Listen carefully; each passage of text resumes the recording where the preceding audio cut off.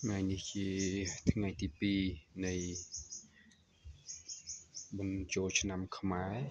នេះថ្ងៃចូលឆ្នាំខ្មែរអាកាសធាតុក្តៅខ្លាំង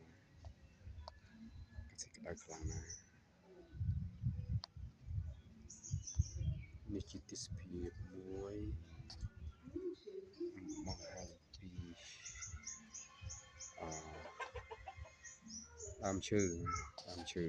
ដល់ពេលអាកាសធាតុក្តៅអញ្ចឹងឃើញថាដើមឈើរៀងស្រពោនមានម្លប់ជានឹងជាដើមឈើមានប្រយោជន៍មែនដល់ពេលមេឃក្តៅអញ្ចឹង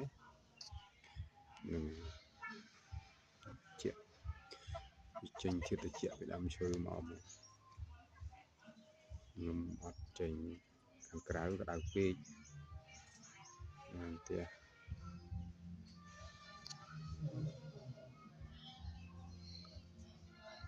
អត់មានខ្យល់ទៀតខ្យល់តិចមែនតើព្រោះមានខ្យល់ហើយមិនសូវក្តៅទេ